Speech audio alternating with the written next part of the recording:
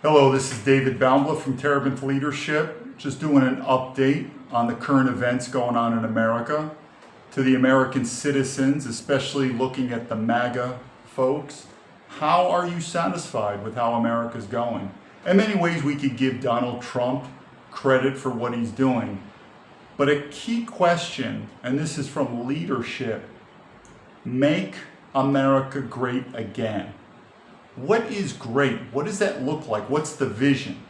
It's interesting. So again, looking at the MAGA people and Donald Trump, and again, I'm overall positive on Donald Trump, but I've said he's not going to accomplish the mission. And again, he's the closest nationalist leader that I've ever seen. He's technically not a nationalist. And hopefully I don't forget about I think it's the 600,000 plus Chinese international students coming to America that Trump thinks it's a great idea. Okay, have fun with that. But anyway, and this is strategy 101. Whether you're working in corporate America, in the military, or in life, raising children, when there's a goal, what's the vision? And you want to, as close as possible, see this vision, feel this vision, taste this vision, hear this vision. What does this look like? So again, make America great again. That's Donald Trump's mission. That's what most American patriots want. They want America to become great again. What is that, though? If we cannot define that accurately enough, then it's very difficult.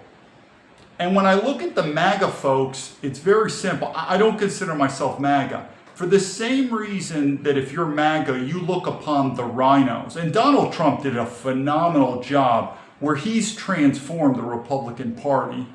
And again, I don't consider myself a Republican, but congratulations to Donald Trump. He transformed the Republican Party where he convinced a lot of Republicans or Americans that the current state Republicans are rhinos. They're not our friends, they're not our allies, and he created something new, which is MAGA, which is the closest nationalist party conventional that I've ever seen. Again, I maybe go back in history, there could be, Teddy Roosevelt, the Bull Moose Party, but at least in my time. And congratulations to Donald Trump, he's done a fantastic job. But back to the MAGA people, the same way that you look at the rhinos as whatever, these people are retarded, they think they're conservatives, they're not really conservatives, they think they're pro-America, but they're not, they're sellouts, you get it. Guess what?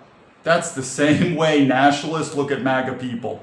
And I'm telling you, MAGA, it's going to happen. If you think you've seen anything yet in terms of the transformation of politics in America toward nationalism, you haven't seen anything yet. I'm going to give you an example of what nationalism is and what MAGA is and why we're not the same. And this is, I'll go with the Chinese citizens, and that is, I believe Donald Trump is doing, generally speaking, a great job. I don't know, I don't have the facts or the stats, but generally when it comes to illegal immigration, I think he's doing a great job. I mean, talk about a time where, again, I'm not very pro-law enforcement. I think a lot of law enforcement needs to be defunded to include the FBI. But if you are an ICE agent and you're focusing on illegal aliens, illegals. I'm not talking about U.S. citizens now.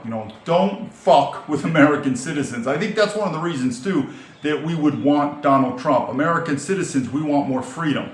But if you're an ICE agent and you focus on illegal aliens and deporting them, I literally think you could shake their hand like I would and say, thank you for your service. Because we say this all the time, thank you for your service to Americans. And we don't know what we're talking about. Like literally, thank you for your service to Americans for what we do. I mean, it just, even the FBI, there could be an event, for instance, your daughter was kidnapped and the FBI helped you and brought back your daughter. Oh, I get it. Thank you, FBI, for your service for helping my daughter. But generally speaking, the FBI and the CIA need to be defunded at least by 50%, to include the military. Again, I'll do videos in the future more, but the biggest threat is not from overseas. China and Russia are not going to defeat America.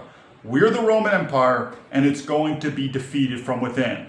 So back to the point with ICE. If you are an American citizen, ICE agent, and you focus on, which I would think that's the mission, to deport illegal aliens, yeah, absolutely. You're an American citizen, or you're a MAGA, or you're a nationalist. Thank you for your service. So in terms of that, law enforcement doing great. In terms of that with Donald Trump, I would think he's doing great. Don't screw with U.S. citizens, though. There's a lot of, I'm not going to say a lot, but there are cases, well, including me is a great case, but there are U.S. citizens. They're getting hung up, obviously with the FBI spying on them, but with the border, what happened to me going through ICE, totally, it's unconstitutional. But again, I don't want to go drag on too much, but that's a good case where I do believe Donald Trump is doing very good, and the nationalists and the MAGA people will align. And that is, if you're an illegal alien, get out. I have no sympathy for you. I don't care. I know it's tough. It's like, yes, but I came to America illegally when I was a child, and I've lived in America for 10 years. I've been a good citizen. I don't know. Americans, we just don't have much sympathy. Obviously, the illegal aliens who just recently came in raping and murdering people, that's an easy one. But even the illegal aliens that came here years ago and they've become upstanding citizens, I still don't think there's much sympathy. There was a case of a Hong Kongese woman who illegally entered America like 10 or 15 years ago, and she opened up a restaurant, she did good stuff, but ICE is deporting her back to Hong Kong. What do I think? Not much sympathy. So again, I won't delve on that, but I do believe Donald Trump's doing a good job, and that is one where MAGA and ICE are aligned. This is where we're not, and that is, again, the MAGA folks. These are the people you see in these conservatives, and I want to do a typic on feminism too, which is the difference between nationalists and MAGA. But MAGA generally is pro-immigration as long as the immigrants are smart, they pay their taxes. They always say immigrants make America. Okay, well, why can't these immigrants make their own countries? Right? And you can give some credit to China. China, they are making China better. You get an immigrant from Japan. It is true Japan's good. But either way, then stay in your country, do well. But all these other immigrants, I don't see their countries doing very well, like India and stuff like that. So stay in India and make your country well. So no. And what I want to do is focus on this, and that is, I keep saying, you're going to see America go into this collapse, revolution, and civil war. It's going to go down that path. And one of the things you're seeing is our systems are not working in America. It's so evident right here. And when these systems continue to become corrupt, it's not going to work. So again, let's just talk about a little with the Donald Trump. He's going to allow 600 plus international students. It's the Chinese and the Indians are the #1 international students in America. And what did the Chinese do? And I don't blame them. I think the Chinese are smart. They go, they study, they get the information, they give it back to Chinese government. Some of them are acting as spies in America. Some are just acting, with, you could say legal. They're just nationalists. They're going to come legally, study, go back to their country and build their country. Nothing illegal about that. Others are going to be spies. So why don't we just ban all Chinese students? I mean, I've said many times, I wouldn't allow Chinese to become American citizens. Well, it's all about the money.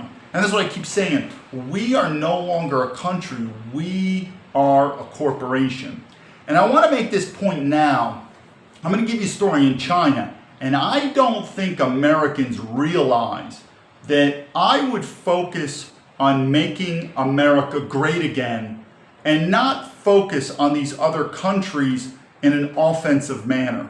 Leave them alone, bring up our defenses, which, like I said, I wouldn't be a big fan of allowing 600,000 Chinese students into it. Is it really adding value to America? Don't see how it is. But again, focus on the defense and leave these countries alone. But what you're going to find is as America continues down the path, our systems aren't going to work. And I'm going to give you an example of this, and I want to remember China. We talk about GDP all the time, right? GDP. Think about a business that obviously needs to make profits. If it doesn't make profits, it's out of business. But there's a company that continues to borrow loans and loans to stay afloat. And it's really not been making profits for a long time. And most businesses don't make profits in the initial couple of years, sometimes even 5 years, so that's normal. But in the long run, the company needs to be profitable or it will go bankrupt. Think about a company when it comes to profits. Think about a country when it comes to our population. Are we reproducing? And we're not. So what do? Just like a company borrows money to stay afloat, that's not a good long-term strategy. What do we do in America? We import immigrants. Well, that's not a long-term strategy. So what I'm saying is, if we have a viable country, we should be in a country where I don't care about GDP, because it's going more and more to the 1% getting rich. But if you have a country where we're not repopulating ourselves, whatever, having 2.1 children, something like that, then we don't have a viable country.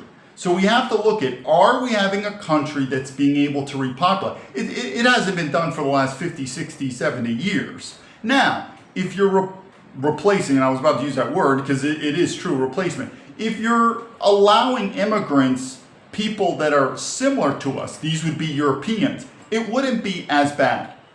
Hence, immigrants from Germany, from England, I mean, those are our forefathers. America was founded by Europeans. It wouldn't be as bad, because I could give an example later on Singapore.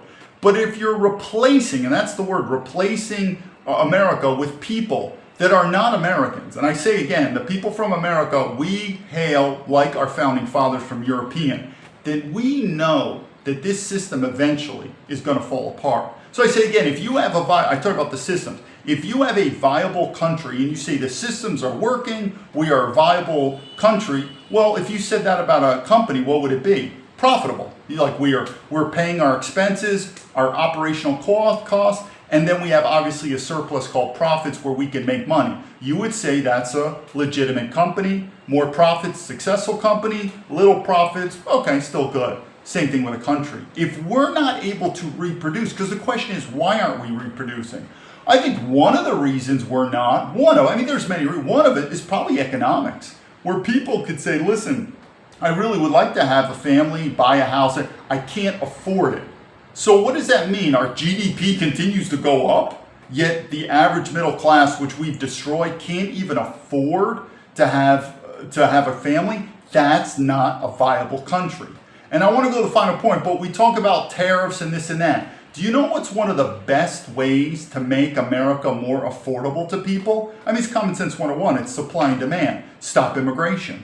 I mean, look at housing. Housing is normally your biggest purchase expense where you need to save money. Well, supply and demand. If you continue to flood the market, meaning with immigrants, then the cost of housing is going to rise. What if all of a sudden, let's use common sense. What if the population in America went from, I guess it's about 350 million. What if it went to 300 million? Really? Is it going to be that bad? Have anyone studied the history of the bubonic plague in Europe? What happened? If the population of America all of a sudden halved, the capitalist class, and I'm a capitalist, but they've become greedy beyond belief. I don't consider them capitalists anymore. These people are globalist monopolists. But the managerial class, the capitalists, the money class, they're going to hurt.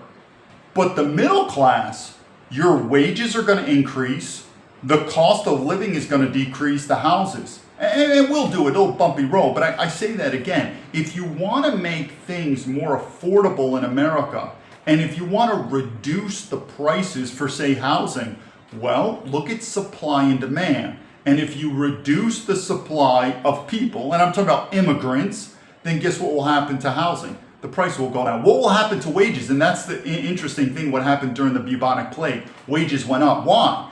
Because now workers had more power because there were less of them.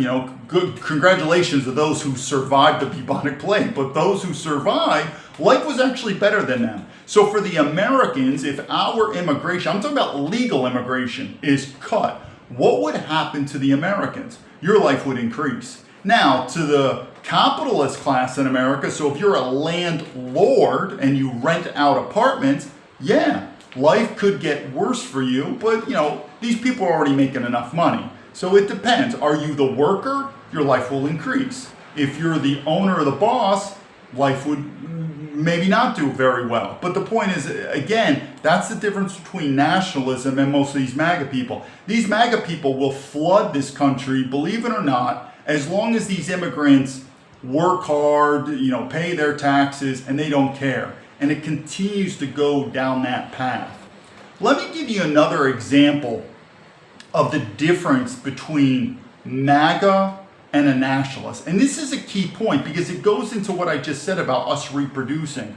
And I don't think people realize how important feminism is in terms of a topic. It's central. I mean, think about your life. What's most important in your life? You could say your children, your wife, your husband, family. So we all agree that this topic of family, relationships, children, it's almost the most important thing in our life. Well, feminism has a topic because feminism doesn't just affect women. It affects men, it affects children, it affects the family, it affects the society. So that's why feminism is so important. I'm going to tell you what the MAGA view is on feminism and what the nationalism view is on feminism. The MAGA view on feminism is, hey, let's get men manly and let's get women more feminine. And that's kind of it. They're just they don't really cut it in. And then they talk about abortion, I get that, the legalities. But they don't really get in depth. And for example is, many MAGA women, and these could be politicians, think about Megyn Kelly, these sort of high-end earners, they consider them traditional or MAGA women. No, they're not. And I'm going to tell you, if you're a nationalist, this is how and it all comes down to men. Men have just gotten so weak in America that there's probably a reason why women don't want to have sex with men in America, which is one of the reasons why the birth rate's going down, is because weak men are very unattractive to women. This is the key point with feminism, and it comes into black and white. And the key question is do women vote or not? Vote or not? And if you are a woman, I don't care how much you say you're traditional. I don't care how much you say you're MAGA. I don't care how much you say you're against feminism. If you believe women deserve the right to vote, you are a feminist. That's it. That's the only question I have to ask the women. Do you believe women deserve the right to vote? Yes, you're a feminist. No, I'm not a feminist. I'm MAGA, man. I believe I'm a traditional woman. No, you're not. That's the only one question, because when you're living in a democracy, this question is about power. And one of the reasons that women, I'm talking to women, why you're not getting respect either in America, is because we have turned women now that want money, they want power, they want fame. That's basically what men are pursuing. So what have you become, women? You've become our competitors. And that's not where men should be. Men and women should be partners. You have become competitors. You are trying to get the same things generally that men want. And what does voting mean in a democracy? It's power. So when women say we want the right to vote, it says you want equal power as men. That's fine, but you're a feminist. Which is why I don't have any, I'm going to give you an example. I've said this many times, I have no sympathy for transsexuals competing in women's sports. If you want to be a feminist, and again, you hear this all the time, especially from these MAGA people, I'm not a feminist. Yes, you are. Do you believe women deserve the right to vote? Yes, then you're a feminist. And if you're going to be a feminist, then you're going to get equality. Because the problem is we're having in America is women want their cake and eat it. They say they want equality when it suits them, and they want inequality when it suits them. That's not how it works. That's not how it works. So you could either be a feminist, and a feminist is you think women deserve the right to vote. That's fine. We could live like that. It's not going to work, but we could do it. But it's equality. I could care less about bathrooms. One bathroom, one sports, military, one everything down the line. Of course, women are not going to want that. And they get away with that. Why? Weak men. It's the same thing when you see a daughter that's a very spoiled daughter. How does she get away with that? Father, weak father, or maybe no father. No father. Either no father or a weak father. A weak father will not allow their daughter to get away with that bullshit. And I've said it again, and this is where it goes to men, and these are to the nationalists. If you're a nationalist, you get this. If you're a MAGA, I'm telling you, you're not a nationalist and you don't get this. I don't care these MAGA women, these MAGA Fox on Fox News, these MAGA politicians. If you believe women deserve the right to vote, you are a feminist. And because you're a feminist, you are going to get treated equally among men, equally. And you're not going to win. That's the problem, women. Look at the history of men. You are not going to outcompete men. Because most women, really in depth, they don't want to do it. So again, I say that because we continue to not hold women accountable, and we continue to lie to ourselves like MAGA and say, oh, they're not feminist. Yes, you are. And it is time. Now, if women don't want to have the right to vote, then you're traditional. And what happens? Well, men, we have power in society, so politics, military, economics, we have the power. But you are now, like children, a protected class. You're a protected class. You are valuable, and men are, which we've always been. We are expendable. That's in a traditional society. But to the MAGA people, don't worry. If you disagree with me or agree with me, it's going this way. Because you want to know why? The philosophy of nationalism, the roots are in nature. Meaning it's the laws of nature. You are going to see as this system continues to degrade, we are going back to the laws of nature. And the laws of nature are men are the leaders. Even women, deep down, they want leaders. But I want to go to the last point, but I wanted to make that point now because you're going to see things you haven't seen before. If you think Trump was kind of crazy and these MAGA people, I'm telling you, these MAGA people, for the same reason you look at the rhinos as, I guess you could say, not real conservatives, we nationalists look at you, you're not real conservatives. But I say that again, if you're a woman in MAGA and you think you're conservative, you're like, I'm not a feminist, one question, do you believe women deserve the right to vote? And if your answer is yes, you're a feminist and you will be treated like a feminist. And what does that mean? You're going to be treated like a man. Everything. So you hear these stories about a man hitting a woman and people are like, oh my God, a man hit a woman. No. We live in a feminist society. That is a human being hitting another human being. You ever see these videos of the man hitting a woman? Replace the woman with a man. And what do you think people would think? Not much, right? But if you replace the man with a woman, everyone's like, oh my God. In a traditional society that will work. We don't. We live in a feminist society. And until men are strong enough to put women in their place and say, listen, you're a feminist. You're not a traditional woman. You're a feminist. And you wanted equality, we are going to give you equality and we're going to shove equality down your throat until women, not men, say, fuck this. I don't want this anymore. I want to go back to a traditional society, which means you don't vote. We vote. But I could go on, but I'm telling you, you are going to see a switch of something you've never seen before. And if you think you've seen nationalism from Donald Trump, and I salute Donald Trump, he's done an amazing thing that in my lifetime, I've never seen anything as remarkable as him.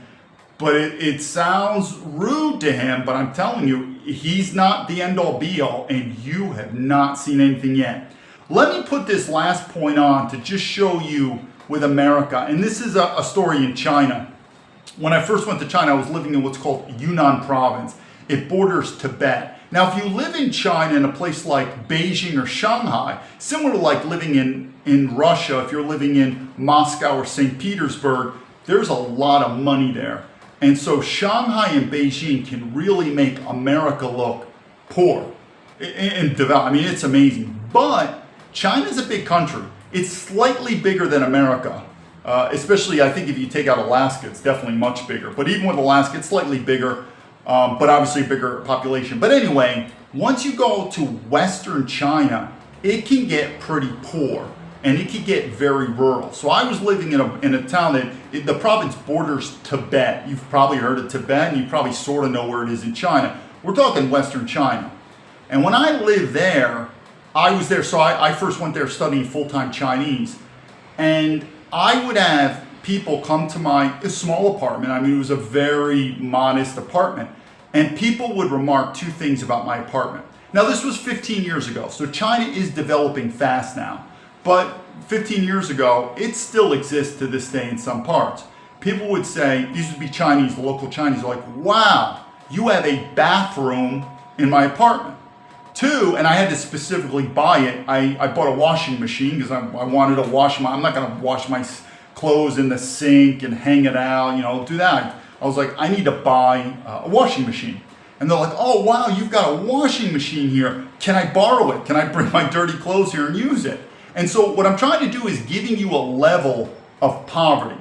And so this goes to those military men in America because a lot of civilians don't understand the military. Even though I don't really have a high regard for the military, that's a different story. But anyway, you've probably heard the word grunt before.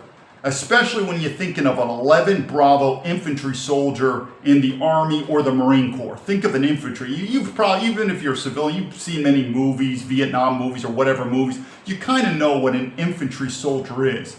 And there's a reason why that infantry soldier is called a grunt. Because I could tell you something. For instance, at West Point, that's how we train. We train infantry tactics, no matter what branch you are, because that's kind of the core of the U.S. Army and the Marine Corps. It's the infantry.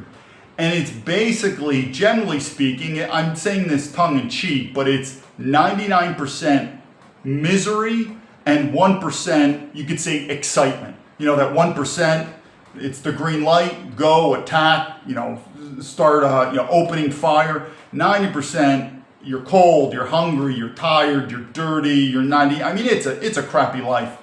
Again, when I left the military, it was different leaving the FBI. The FBI is a good life. The military, it depends, but it could be kind of a crappy life even for an officer. So what am I saying on this?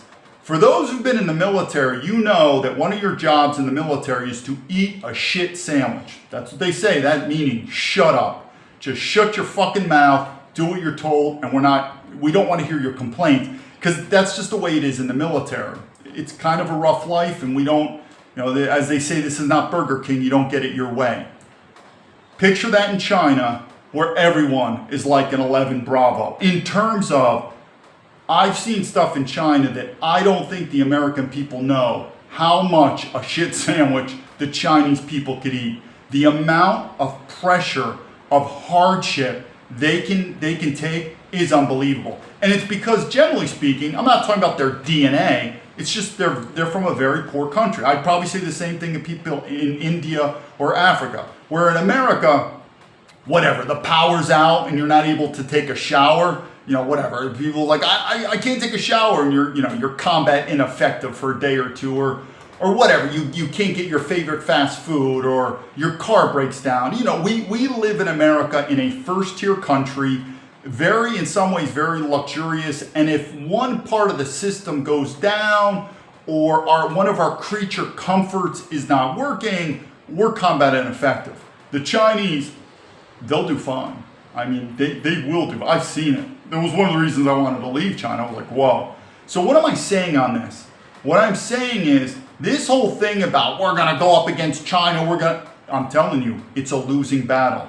You think I'm wrong? Let's look at Vietnam. Well, I mean, we totally lost in Afghanistan and Iraq, and I'll tell you about what absolute trash bags these generals are. But we lost in Vietnam. Lost hard. We all know it. We're going to lose in China. But my point is why go on the offensive? Focus on America and focus on defensive. Like I said, this is where Trump, and I go back to the 600,000 Chinese students coming in, he wants them because he's going to make money. And so what I'm saying, and I want to end it here, and I know I'm going around a little bit, but it all goes into that same part, that our systems in America are going to continually collapse. It's going to be revolution, and it's going to be civil war. But the dumb American still thinks the problem is China. No, the problem's Russia. No, Iran. Or, we have to save Israel. Or like all this stuff. I'm telling you, it's the Roman Empire. We are going to fall from within. So let me tell you a quick thing, what's going to happen with this economy. There's good and there's bad. Most people don't know. I believe we're going to hit like a great economic depression, like the Great Depression in America. People are going to get wiped out. What most people don't know, though, is during the Great Depression, that was when the most amount of millionaires were made. So people are like, I don't understand. Well, it's interesting. It comes into the Chinese word of crisis. The Chinese word for crisis means wei ji. Wei means 危险的危, ji means 机会的机. 危险 means danger.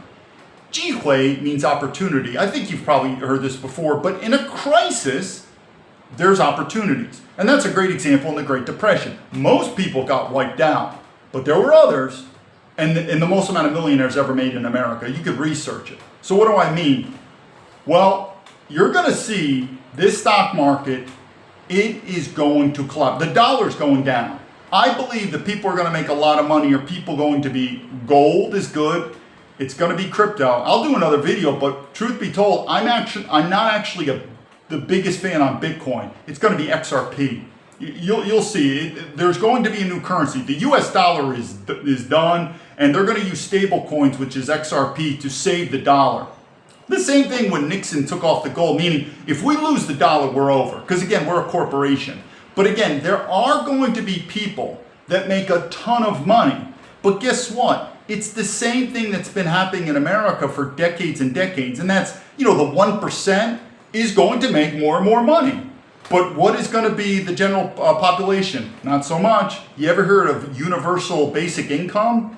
Where, you're not going to own anything and this and that? I saw it in China, because I want to end it here. When I first went to China in 2010, I can use cash. It's called the renminbi, or the Chinese yuan. I could use cash. I guess like I could use cash in America. I never saw any difference. I carry around cash and whatever, pay for it. You can't do that anymore in China. Can't do it. It's the CBDC, that was the central digital currency, central bank digital currency, the government. Now, why does China, so I say again, in China, it's almost impossible now to use cash. It's amazing how much it's changed. So you have to use what's called WeChat and Alipay. It's all tracked. It's all digital currency. The Chinese government likes that. Why? Because they track it. Guess what the American government's going to do? They're using XRP. Now, people could say, is XRP evil? I guess so. I'm not into it, but this is the way it's going, people. Unless you can escape or go other places or use a physical gold. But I've seen the transition in China. And for the same reason people are like, but China's evil. Then I don't know. Then why are you buying Chinese goods? And why are the Boeing, the American military industrial complex, working with the Chinese government, and basically every single American corporation working with the Chinese government? And where is your Mr. MAGA President Donald Trump thinking, I think 600,000 Chinese students come to America? I think it's a good idea. So again, most MAGA people are mentally retarded when it comes to China. I've seen this stuff. So if China's so bad, and again, I don't even want to live in China, but I learned a lot from China. But I'm telling you, guess who else learns from China? The United States government learns a lot from China. The globalist corporations learn a lot from China. Oh, that's coming to America. But if you think these people are like, this central bank digital currencies is evil, it's called XRP. Now you can avoid it, or you can make money on it. It's a very difficult decision. We are going in a time that we have never seen before. Picture in America, I guess it would be like 1935, like right before World War II or World War I, or the great, like right before a great calamity, and people are talking, and people say, what's the best thing to do? And it's tough. There are going to be options where you're going to do very well, but most people are fucked. This is going to be a big calamity. We're going to see. But I can tell you one thing, if you say again that the enemy is abroad, I would say you're the most retarded person I've ever seen. What brought down the Roman Empire, it's the same thing what's going to bring down America. It is from within, people. It's from within. And I say again, we don't even know who Americans are, and I could go into my story again, how these politicians see my message and totally ignore me and this and that. But I want to leave it here with this, because we're going to end the video, and that's this. I said in the beginning, you have not seen anything yet in America. If you think it's wacky, or some people saw Donald Trump say, this guy's crazy, you have not seen anything yet. And I look to the MAGA people. The best example is how you look at the rhinos, which is correct. I agree with you, as the rhinos as, I don't know. You look obviously at the Democratic liberals as even more retarded. But then you look at the rhinos as, wow, they used to be Republicans, but they haven't seen the light yet. And that's why we're MAGA. That's how we nationalists look at you MAGA people. I'm not saying we don't agree on everything. There's a lot of stuff we agree on, just like you would agree with things with the rhinos. But I'm telling you, you're not nationalists. Not at all. There are nationalist tendencies like Trump. Trump has a lot of nationalist political agendas. He's not a nationalist. And I'm telling you, when this system goes down, you're going to be faced with two choices. You're going to have to embrace nationalism, but it's going to be a revolution. Or, I don't know, get ready for fucking universal basic income. And I'm telling you, these MAGA people, and to include the Democrats and the globalist corporations, they're sort of one and the same. And you're going to be working for a globalist government and a globalist corporations. Because Donald Trump, I like him, but don't fool yourself, especially when it comes to money. He is eventually going to run America like a corporation, whereas nationalism is second, and two, him and his family are going to make a ton of money. And they are going to be eating steak and lobster in Mar-a-Lago. No matter what happens in America, he will continue to eat steak and lobster. So I don't want to bash him. He's doing very well. I'm just saying he's not a nationalist president, but he is the most nationalist president I've ever seen. So again, my advice to you is you better start thinking of a plan. Because when I left America in 2010, I warned this. People thought I was crazy. We'll see where it's going. But I'll do another video where I could explain this. But phase 1 will be collapse. Phase 2 will be revolution. And phase 3, yes, people are like, Civil War? Us Americans? We would never kill each other. Oh, because we care so much about each other? You put the money on the line, food supply on the line, we will kill each other like animals in America. We will. And Trump knows it too. That's why probably universal basic income is coming. This is David Baumblatt from Terrorist Leadership. My advice to the Patriots is keep your options open. For anyone that was in the Boy Scouts of America, what was the motto of the Boy Scouts of America? Which is also, I wrote in my book, that's turned to shit, by the way. Remember, Boy Scouts used to be, a great order. That's turned to shit now. But still, what was the motto of the Boy Scouts of America? Be prepared. Learn that. It's a great motto. You're going to need it because we are going to hit times, like I've said before, you have never seen this stuff coming before. Be prepared and lead to victory.